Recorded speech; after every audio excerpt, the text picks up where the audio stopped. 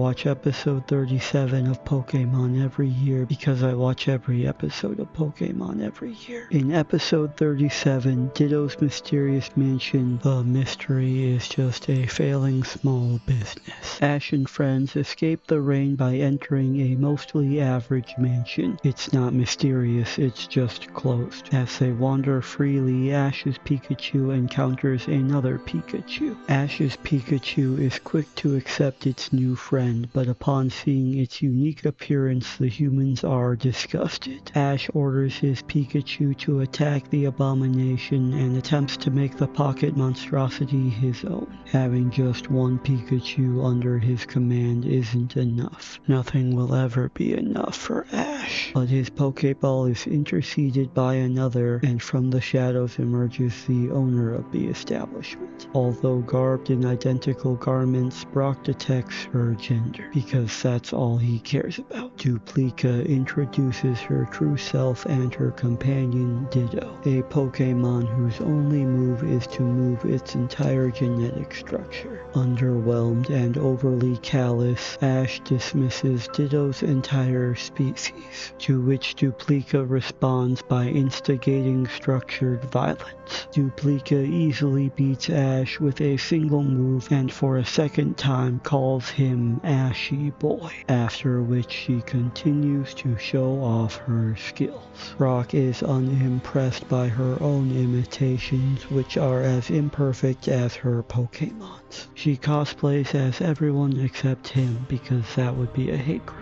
Still sore from his loss, Ash broods, questioning the uniqueness of his own identity, something that he will again contemplate near his journey's end. Brock coddles Ash, comforting him with excuses and placating his poor sportsmanship. To be a Ditto master means to be a master of all Pokemon. To master change is to master everything. Submitting to Duplica's superiority, Ash momentarily relinquishes his reason for being, content with being the second best that one ever was. But Duplica's ambitions lie elsewhere. Uninterested in constant violence and fervent competition, she yearns for a career in live entertainment, a dream she has forced onto her Ditto as well. But she is haunted by their last performance where Duplia killed in Gloomface, but Ditto only did its own face. Responding to bombing with actual bombing, Ditto destroyed the hecklers.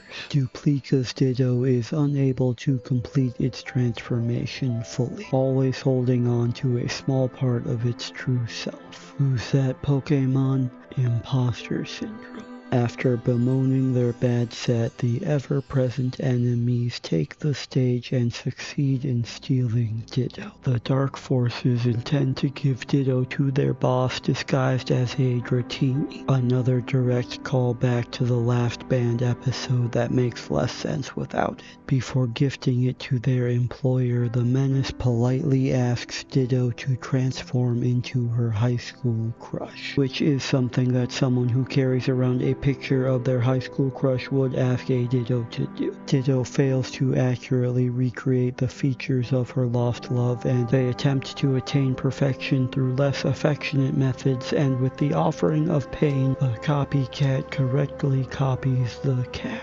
Ditto is finally free from its individuality. After finally succeeding to do what it was told, the good guys arrive, demeaning the identities of the degenerates. But Ditto refuses to return to Duplia. Ditto let itself be taken. The highest form of flattery is the lowest form of artistic expression. Duplia thanks them for teaching through trauma and allows them to exit after returning her Ditto, but the team of terrors try to trick her with regular Meowth. Tokens get spent. Duplia can tell the difference. Beyond seeing her Pokemon's problems, she saw her Pokemon. And upon that understanding, Ditto happily returns to her, and then transforms into a high-grade military weapon. Pikachu enters Ditto's rear cavity and destroys the rabble-rousers. Duplia kindly asks Ditto to transform into Pikachu, which it now does perfectly, and Ash can't tell which is which. He doesn't see his Pokemon at all. As they leave, Duplia is back open for business and Ash is more covetous of Ditto. The moral of this episode is that corporal punishment is the most effective learning style. The only lesson learned that violence is the best way to learn. The mystery was discipline. A poor lesson remedied when this story was actually continued in episode 174, Imitation Confrontation, in which Duplia has a new Ditto that is uniquely stunted as well, unable to grow larger than its sense of self-worth. Duplia again hopes to perfect something that doesn't need to be perfect. It is a copy of an episode about copying, but like her Ditto, it is an imperfect copy and better for it. The ultimate outcome is changed with the opposite message of finding value in imperfection, with Duplia deciding to be the master of all unique Dittos,